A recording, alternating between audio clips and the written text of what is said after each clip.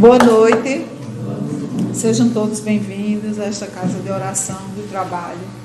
É sempre com grande alegria que nos reunimos aqui na busca do aprendizado da palavra de Jesus Cristo. Ele é o objetivo maior, porque entendemos que ele é a estrada a qual devemos percorrer para encontrar o reino de Deus, tão falado e ensinado por ele e dito que é possível, desde que nos transformemos. Então, essa noite de hoje nós teremos a palestra, que é uma indagação, assim como foi a palestra passada. A de hoje é a seguinte: quem é você, além do corpo físico? O expositor será Ivan Farias, o nosso amigo e colaborador da divulgação da doutrina espírita, né, da TV Chico Xavier, né?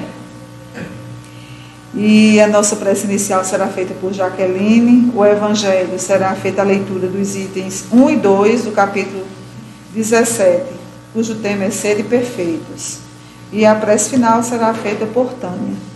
Antes da nossa prece inicial, vou fazer aqui uma breve leitura da lição 171 do livro Vinha de Luz, escrito por Emmanuel, através da psicografia de Chico Xavier. É intitulada No Campo Físico. Encontramos essa passagem em Paulo, 1 Coríntios, capítulo 15, versículo 44, que diz: semeia-se corpo animal, ressuscitará corpo espiritual. Ninguém menospreze a expressão animal da vida humana a pretexto de preservar-se na santidade. A imersão da mente nos fluidos terrestres é uma oportunidade de sublimação que o espírito operoso e desperto transforma em estruturação de valores eternos. A sementeira comum é símbolo perfeito. O germe lançado à cova escura sofre a ação dos detritos da terra, afronta a lama, o frio, a resistência do chão, mas em breve se converte em verdura e utilidade na folhagem, em perfume e cor nas flores e em alimento e riqueza nos frutos. Compreendamos, pois, que a semente não estacionou, rompeu todos os obstáculos e, sobretudo, obedeceu à influência da luz que a orientava para cima, na direção do sol. A cova do corpo é também preciosa para a lavoura espiritual, quando nos submetemos à lei que nos induz para o alto. Toda criatura provisoriamente algemada à matéria pode aproveitar o tempo na criação de espiritualidade divina. O apóstolo, todavia, é muito claro quando emprega o termo semeia-se. Quem nada planta, quem não trabalha na elevação da própria vida, coagula a atividade mental e rola no tempo à maneira do seixo, que avança quase inalterável a golpes inesperados da natureza. Quem cultiva espinhos, naturalmente alcançará espinheiros. O coração prevenido que semeia o bem e a luz no solo de si mesmo, espere, feliz, a colheita da glória espiritual. Então, que nossa irmã Jaqueline possa fazer a prece inicial, que sejamos todos amparados pela espiritualidade desta casa e que realmente tenhamos uma reunião proveitosa, que o nosso palestrante seja iluminado pela espiritualidade maior e que saiamos daqui muito melhor do que aqui adentramos.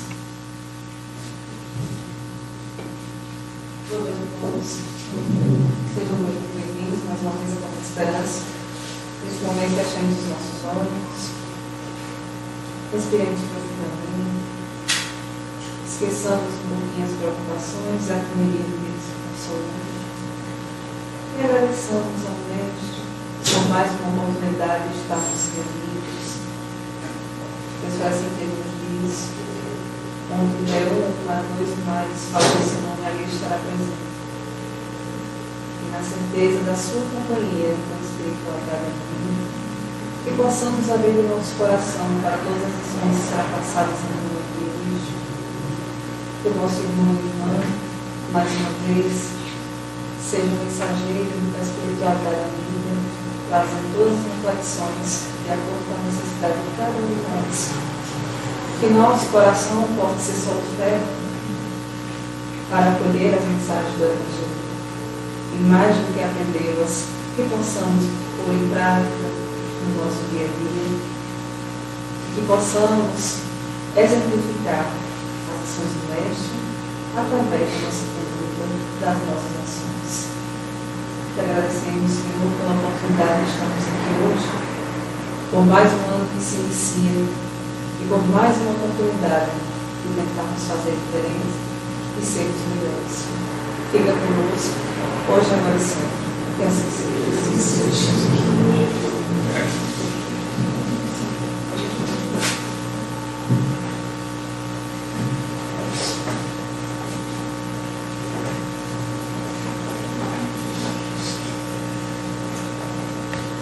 Meus irmãos, minhas irmãs, uma boa noite a todos. Que nós possamos fazer a leitura do Evangelho segundo o Espiritismo, capítulo 7, que tem o tema Sede Perfeitos. Caracteres da perfeição. Amai os vossos inimigos. Fazei o bem àqueles que vos odeiam e orai por aqueles que vos perseguem e que vos caluniam. Porque, se não amais senão aqueles que vos amam, que recompensa com isso tereis? Os publicanos não o fazem também? E se vós não saudardes senão vossos irmãos, que fazeis nisso mais que os outros? Os pagãos não o fazem também? Sede, pois, vós outros perfeitos, como vosso Pai Celestial é perfeito. São Mateus, capítulo 5. Uma vez que Deus possui a perfeição infinita em todas as coisas, esta máxima, sede perfeitos, como vosso Pai Celestial é perfeito, tomada ao pé da letra, pressuporia a possibilidade de se atingir a perfeição absoluta. Se fosse dado à criatura ser tão perfeita quanto o Criador, ela tornar-se-lhe igual, o que é inadmissível. Mas os homens aos quais Jesus se dirigia não teriam compreendido essa nuance. Ele se limitou a lhes apresentar um modelo e lhes disse para se esforçarem por alcançá-lo. É preciso, pois, entender por estas palavras a perfeição relativa, aquela da qual a humanidade é suscetível e que mais a aproxima da divindade. Em que consiste essa perfeição? Jesus o disse: amar os inimigos, fazer o bem àqueles que nos odeiam, orar por aqueles que nos perseguem.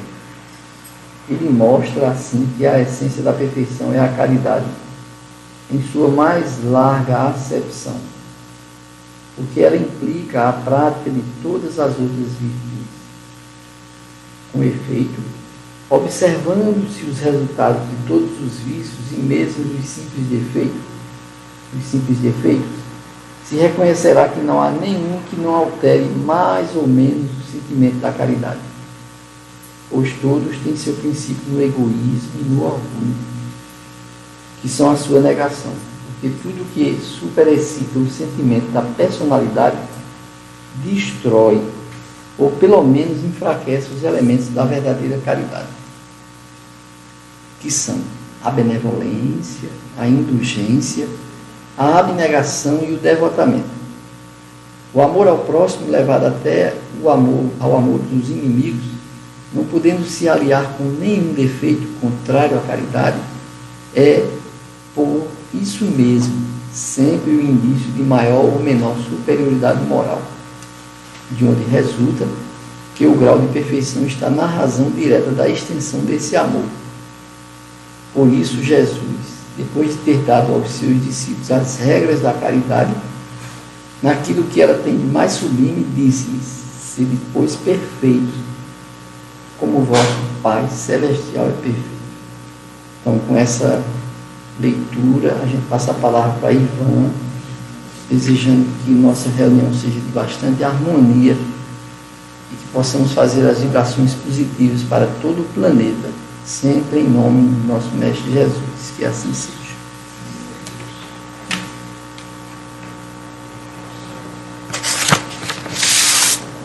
Uma boa noite a todos. que o Mestre Jesus e a vibração de cada um, que todos nós que estamos aqui nesta noite, dos dois lados da vida, possam assim sentirmos essa harmonia, esse apoio, essas inspirações, para que possamos atingir os objetivos que todos nós desejamos. Aos amigos internautas da TV e da Rádio Chico Xavier, uma boa noite, muita paz. E vamos fazer algumas reflexões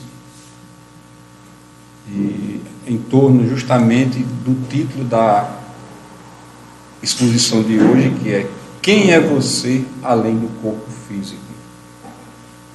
E resolvemos fazer uma análise justamente desse capítulo, Sede Perfeitos, porque aí todos nós intimamente vamos construindo uma resposta para esta pergunta.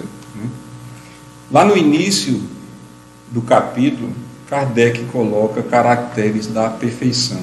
E bem no início do parágrafo ele diz: visto que Deus possui a perfeição infinita em todas as coisas, esta máxima, sede perfeitos, como perfeito é o vosso Pai Celestial, tomada ao pé da letra, pressuporia a possibilidade de atingir a perfeição absoluta.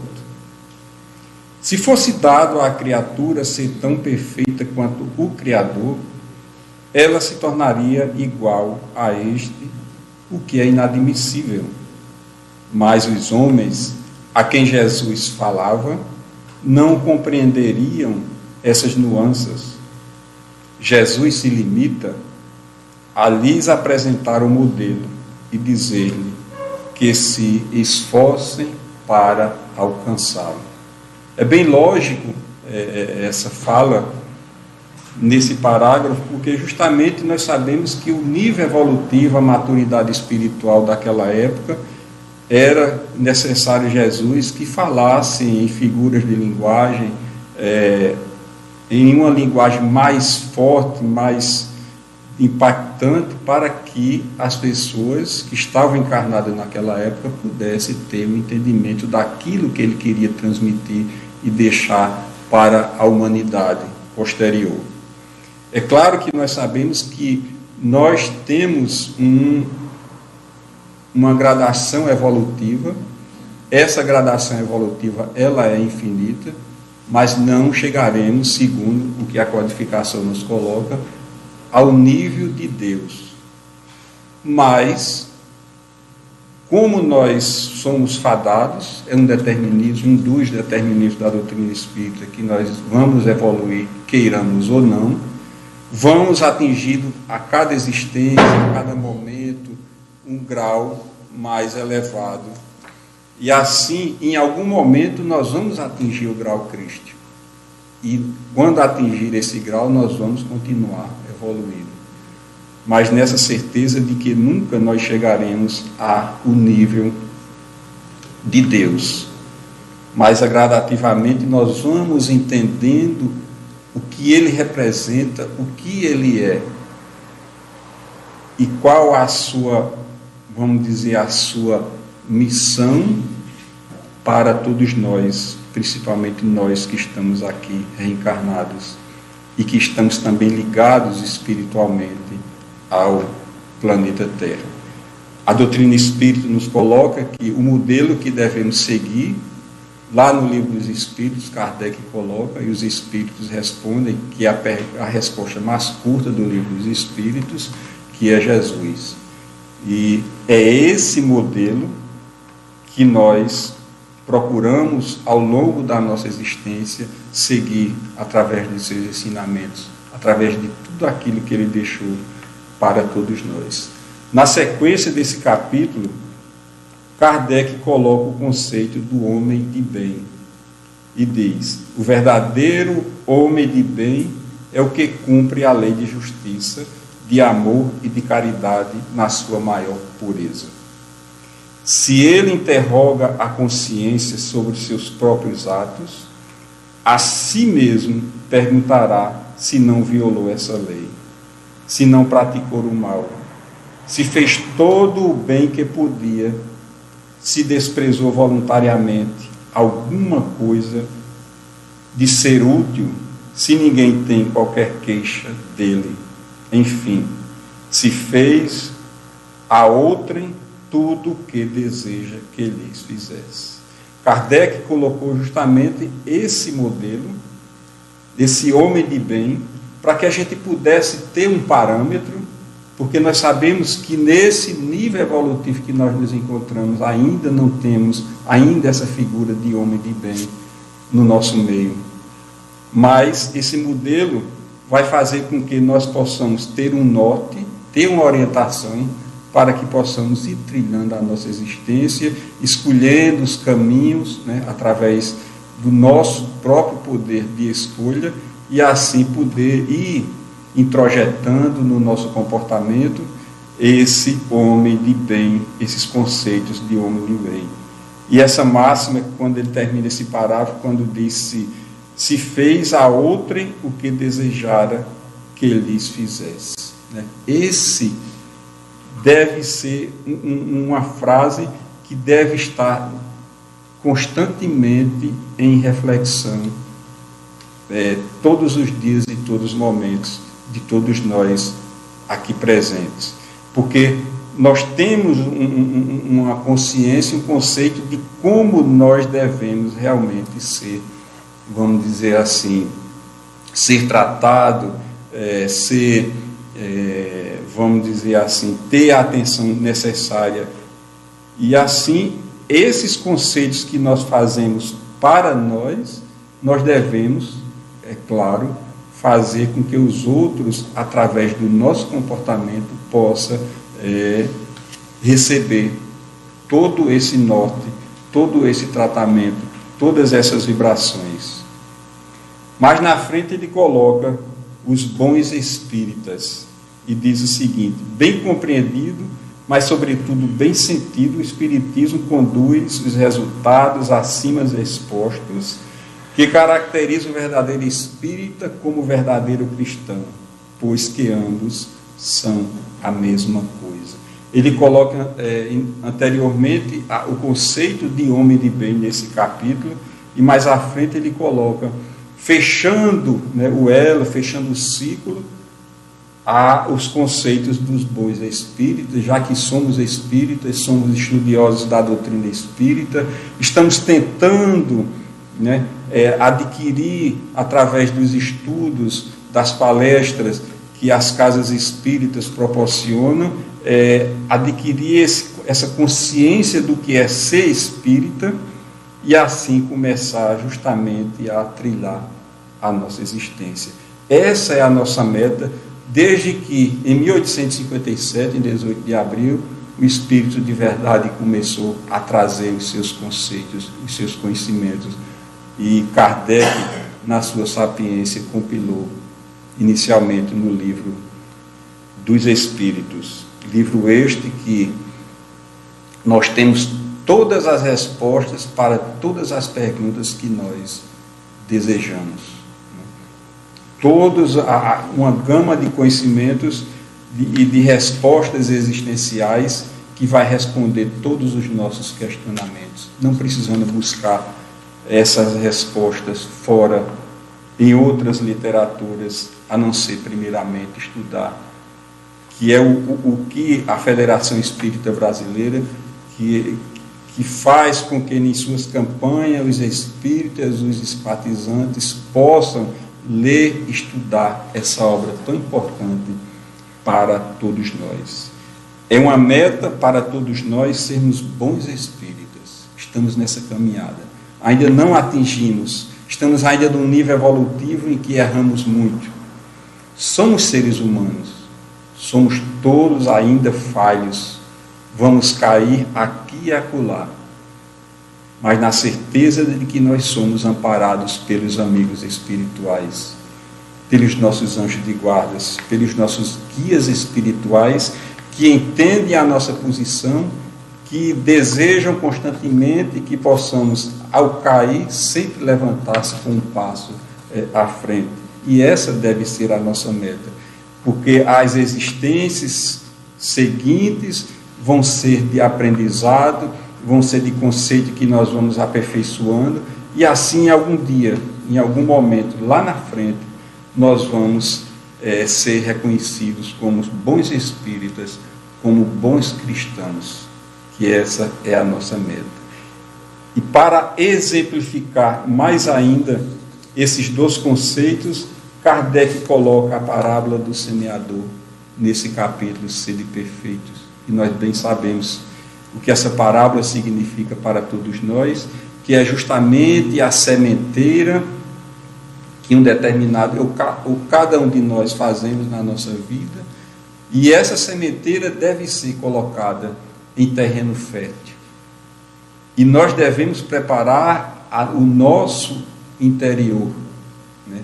Deixá-lo bem fertilizado para que esses conceitos que Jesus deixou plantado para a humanidade possam introjetar e possam render os frutos necessários, né?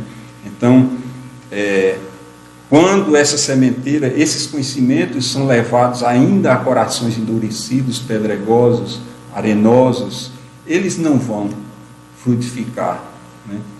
Mas esses conhecimentos, quando encontramos corações abertos, quando encontramos pessoas predestinadas já no sentido de querer absorver esses conhecimentos, de mudar de vida, de aumentar as suas vibrações, de querer o apoio das equipes espirituais, dos amigos espirituais, esses ensinamentos vão chegar com maior entendimento, com maior ênfase, e assim nós vamos, motivados pelas inspirações dos amigos espirituais, assim trilhar a nossa caminhada. Mais à frente, nas Instruções dos Espíritos, Lázaro, Paris 1863, coloca uma mensagem com o título O Dever. E o dever é a obrigação moral da criatura para consigo mesma. Ele já coloca justamente essa figura do dever para com todos nós e todos nós que seguimos nessa caminhada, né? Principalmente para nos trabalharmos. Primeiro, consigo mesmo primeiro, e em seguida para com os outros. Nós só conseguiremos ajudar o próximo, ajudar aquele que está mais necessitado do que nós, quando nós começarmos a praticar ou nos esforçarmos para vencer as nossas más inclinações, como coloca Kardec, e assim, praticando isso em nós, começando um burilamento interior, nós iremos começar a entender a dor daqueles que estão ao nosso lado. O dever é a lei de vida. Ele se encontra nas ínfimas particularidades, como nos atos mais elevados. Quero falar aqui apenas do dever moral e não do dever que as profissões impõem. Então, Lázaro coloca aqui a figura do dever que nós devemos ter para conosco mesmos, primeiro, no nosso burilamento, no nosso melhoramento, para que possamos, assim, começar a entender a dor do outro. Mais à frente, François Nicolas Madeleine, também em 1863, coloca também a figura da virtude. A virtude, no mais alto grau, é o conjunto de todas as qualidades essenciais que constituem o homem de bem.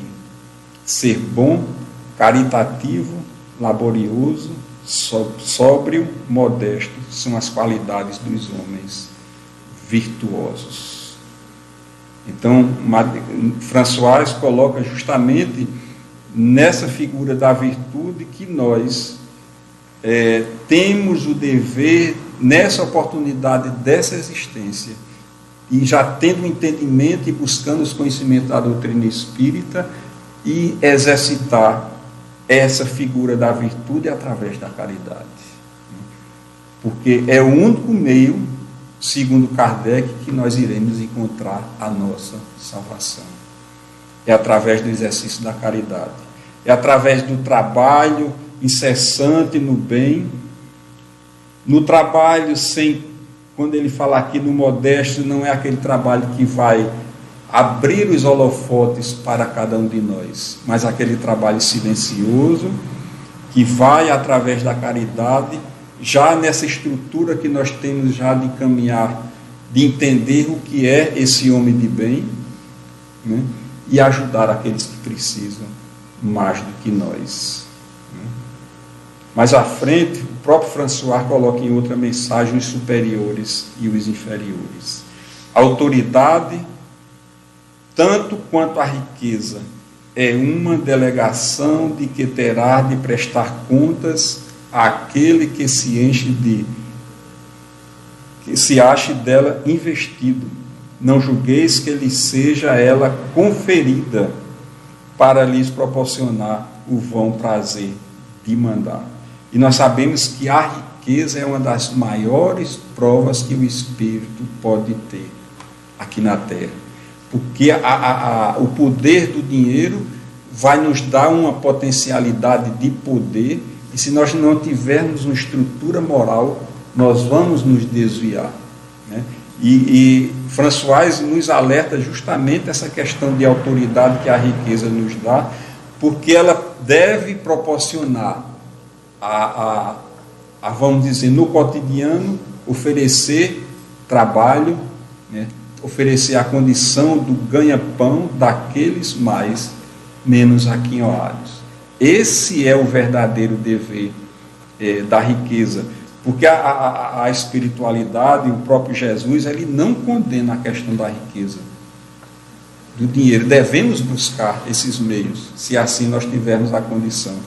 Mas como nós deveremos cuidar dessa riqueza que é colocada na nossa existência nesse momento? Qual o uso que nós vamos fazer dessa riqueza e daqueles que estão ao nosso encalço, aos nossos cuidados, né? A forma de como nós vamos construir uma estrutura para dar o trabalho e como nós vamos administrar, vamos dizer assim, essas empresas, para que possamos oferecer o que há de melhor e nas condições necessárias.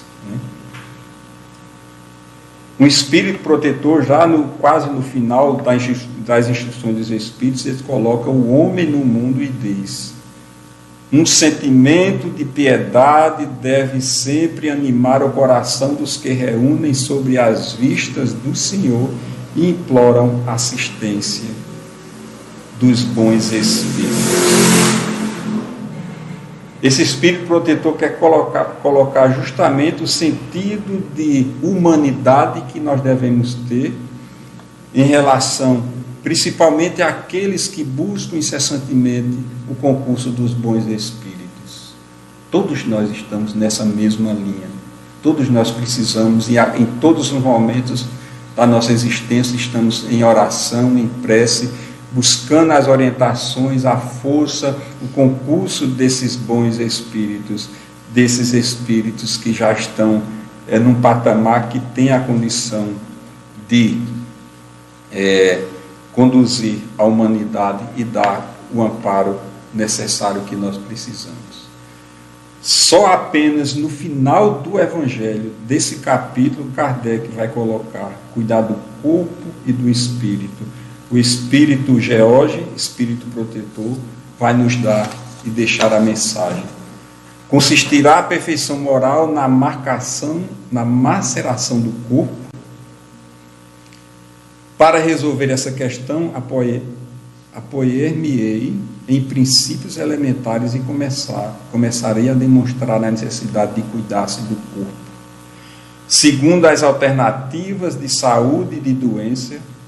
Influi de maneira muito importante sobre a alma, que deve ser considerada cativa da carne, para que essa prisioneira viva se divirta e chegue mesmo a conceber as ilusões da liberdade. Tem o corpo de estar são, disposto, forte. Façamos em comparação. Eis se acham ambos em perfeito estado, que deve fazer para manter o equilíbrio entre as suas aptidões e as suas necessidades tão efêmeras, diferentes. A luta parece inevitável entre os dois e é difícil achar-se o segredo de como chegarem ao equilíbrio. Aí, mais uma vez, nós perguntamos: quem é você além do corpo físico? Essa ferramenta e esse instrumento tão importante para o espírito. Nós já temos a consciência que nós somos um espírito, e não nós temos um espírito em nós, mas nós somos esse espírito, que temos esse corpo que serve de instrumento, e entre eles dois existe um corpo espiritual chamado perispírito. E é nessa relação, é esse presente que Deus nos dá para a nossa experiência, a nossa vivência aqui na Terra. Hoje, nós observamos com muita ênfase o culto do corpo, né? o culto permanente da busca da perfeição do físico, né? Que não é um erro isso, desde que essa busca da perfeição ou do culto do corpo seja para o benefício nosso, para a saúde, para que a gente possa dinamizar as nossas tarefas aqui no momento existencial. Mas quando nós dedicamos a toda a nossa existência, ou muito parte dela, apenas para buscar a perfeição do corpo físico, nós estamos perdendo o nosso fio, o nosso objetivo. Isso não quer dizer que nós não devemos buscar as academias, devemos deixar de fazer os exercícios que nós precisamos e que necessita, mas porque é necessário nós buscarmos esse equilíbrio físico, do corpo físico, para que nós, espíritos, possamos atuar nas nossas relações, né? Mas que não devemos justamente buscar constantemente esse culto do corpo perfeito, né? É esse exagerar de estar buscando.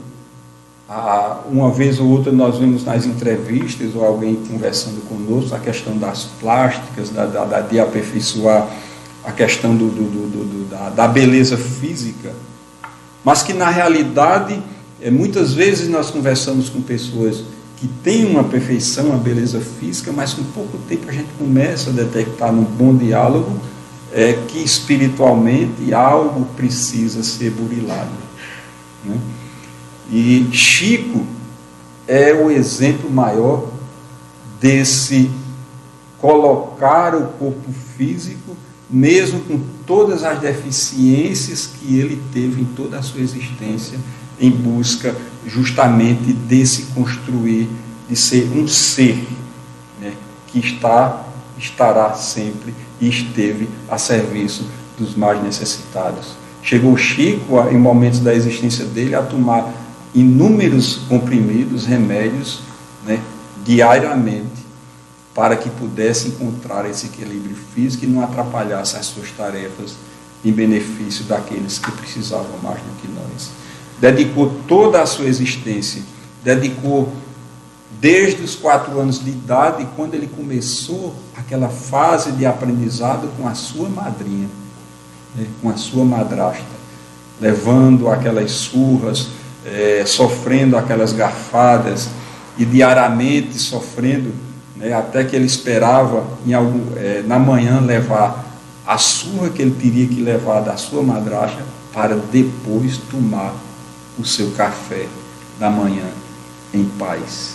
E foi naquele momento que ele começou o aprendizado de resignação, de desprendimento, e começou a sua caminhada, a sua saga, a sua missão. Muitas deficiências ele teve, desde o olho, né, outras deficiências físicas, mas ele continuou a sua caminhada, procurando sempre estar disposto para o trabalho no bem. Outros espíritos tiveram, como Madre Teresa de Calcutá, dedicar toda a sua vida, todo o seu instrumento físico em prol daqueles mais necessitados do que nós. Esses e outros espíritos que reencarnaram aqui e que nós tivemos a oportunidade e a honra de viver, né, nesse momento em que eles viveram, que se entregaram toda a sua existência em prol daqueles mais necessitados do que nós, mostrando estes que nós temos a condição de fazer isso dentro do nosso grau evolutivo, né? É claro que nós não temos a condição de levar uma missão como eles levaram, de deixar toda a nossa existência para trás e apenas servir aqueles mais necessitados do que nós. Mas eles mostram com as suas existências que nós poderemos fazer o nosso pequeno trabalho junto àqueles mais necessitados do que nós. Seja na casa espírita, se capacitando para um atendimento fraterno, seja na casa espírita, se capacitando aquele que tem a mediunidade ostensiva para a atividade, estudar, se capacitar, treinar para trabalhar nas reuniões de tratamento espiritual, de desobsessão, né? Seja se capacitando para aprender e ser coordenador de grupos de estudo, e assim nós vamos recebendo aqueles que vêm na casa espírita. Seja aquele que recebemos inadvertidamente na porta da nossa casa, e muitas vezes os espíritos conduzem essas pessoas necessitadas para pedir algo, para testar o nosso comportamento, a nossa ação, né? O que nós vamos ali realizar naquele momento, como nós vamos nos portar com aquele que chega pedindo alguma coisa.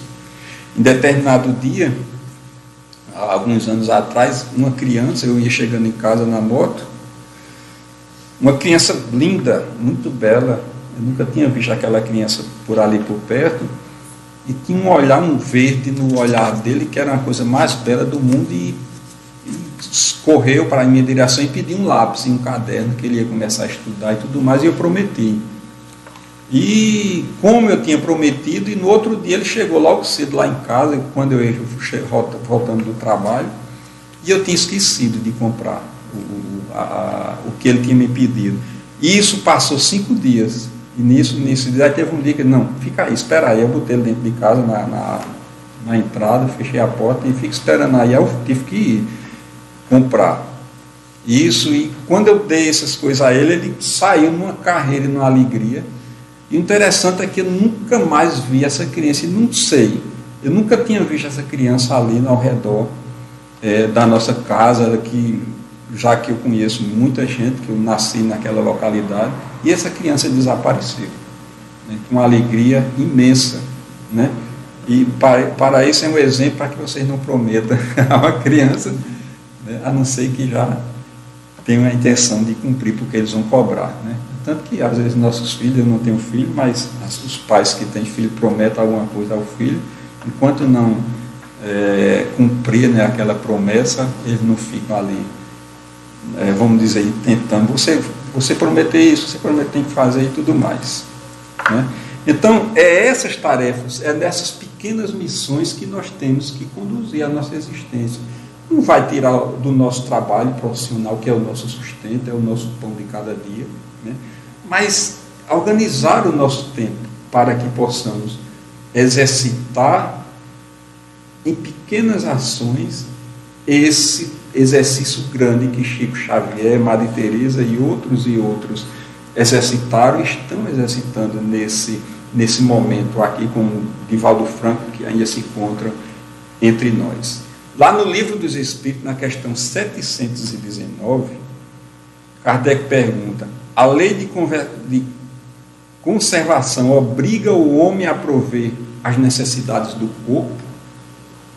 Aí o Espírito é bem taxativo. Sim, sem força e saúde, o trabalho é impossível. Então devemos cuidar do nosso corpo.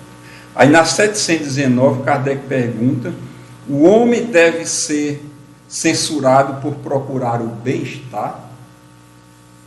E o Espírito de Verdade diz: o bem-estar é um desejo natural. Deus só proíbe o abuso por ser contrário à conservação. Então, tudo dentro de um processo de equilíbrio. Ele não condena a procura do bem-estar, desde que não seja conseguido à custa do outro ou de outras pessoas. Deve ser uma busca nossa, um esforço nosso. nem venha a diminuir as vossas forças físicas e morais. Na 720 ele diz: as privações voluntárias que visam uma expiação igualmente voluntária têm algum mérito aos olhos de Deus? É bem interessante essa pergunta. As privações voluntárias, vamos dizer, eu começo a mortificar o meu corpo físico, eu começo a fazer, vamos dizer assim, greves de fome na tentativa de que isso venha ter um ganho espiritual. Que visam a expiação igualmente voluntária, tem algum mérito aos olhos de Deus? Aí o Espírito de Verdade é fantástico na resposta. Fazer o bem aos outros, e mais mérito tereis. É fantástica essa resposta, porque é justamente no exercício da caridade, é no exercício do bem, é no esforço constante para vencer as nossas más inclinações, que nós vamos ter cada vez mais méritos, né, junto à espiritualidade maior. E na 721 ele pergunta: haverá privações voluntárias que sejam meritórias? A privação dos gozos inúteis, porque desprende da matéria o homem e lhe eleva a alma. Meritório é resistir à tentação que arrasta ao excesso, é a questão dos vícios, ou ao gozo das coisas inúteis. É o homem tirar do que lhe é necessário para dar aos que carecem do bastante. Se a privação não passar de um simulacro, será uma irisão. E perguntamos mais uma vez: quem é você, né, além do corpo físico? E para encerrar, que eu já passei da hora, existe uma pequena história muito interessante. Na época da guerra entre Estados Unidos e Vietnã, um lugarejo foi altamente bombardeado e uma creche foi justamente fatalmente atingida, e várias crianças ficaram feridas fortemente. E nesse meio tempo a Cruz Vermelha, os médicos chegam naquela localidade, naquele local, e começam a atender as crianças. E lá tinha uma criança que estava correndo, foi a mais ferida, atingida das crianças que estavam naquele orfanato, e precisava de uma transfusão de sangue. Acontece que a dificuldade de comunicação daqueles médicos era difícil, porque eles não sabiam o idioma, então era por gestos, tentando encontrar alguém daquelas crianças que poderiam doar o sangue para salvar a vida daquela criança. Então, com muita tentativa, eles conseguiram fazer as crianças, as outras crianças temerosas, porque tinha que dar o seu sangue, né, para salvar aquela criança. E depois de muito custo, nessa tentativa de entendimento, uma criança levantou a mão e ela foi encaminhada para um local junto com aquela outra criança que estava à beira da morte e começou a fazer a transfusão de sangue. Nesse meio tempo, chega uma enfermeira que tem um entendimento, falava francês e tinha uma certa condição de falar com aquelas crianças e fazer-se entender pelos médicos. E em determinado momento, aquela criança que se ofereceu para doar o sangue começou a balbuciar um choro. E os médicos ficaram preocupados porque achavam que estava alguma coisa errada naquelas ligações ali. E as agulhas estavam doendo, incomodando, e foram lá, ajeitaram. E a enfermeira perguntou se estava tudo bem, e a criança disse que estava tudo bem e voltou ao normal. Em pouco tempo, a criança deu um ar de choro mais alto. E os médicos se preocuparam mais ainda, se arrodearam, foram lá olhar o que estava acontecendo, acomodaram a criança e tudo mais, e ela ficou tranquila. Ainda mesmo assim, os olhos lacrimejavam. E foi aí que, em um outro momento, a criança não aguentou e começou a chorar, constantemente, sem conseguir parar. E a enfermeira se aproxima dele, começa um diálogo, e naquele diálogo, a enfermeira, depois daquele diálogo, a enfermeira volta para os médicos e diz: ela imaginou que ia dar todo o seu sangue para salvar a vida daquela outra criança. Né? Aí os médicos não entenderam, mas se ele ia morrer nesse entendimento, por que ele fez isso? Aí a enfermeira volta novamente à criança e faz a pergunta. E ela, depois dessa pergunta, ela volta aos médicos e diz: ele disse que ela era sua amiga. Foi apenas a resposta que ele deu. Aí quando é que nós vamos chegar, né, a esse patamar de doar a nossa própria vida em função daqueles que precisam mais do que nós? Né? Essa história retrata muito bem essas considerações que nós fizemos aqui, e as respostas que cada um pode dar é muito íntimo em relação ao título da palestra de hoje, dessas reflexões. Quem é você além, né, do corpo físico? Que possamos refletir sobre essa pergunta e que Jesus, na sua infinita bondade, possa nos abençoar agora e sempre.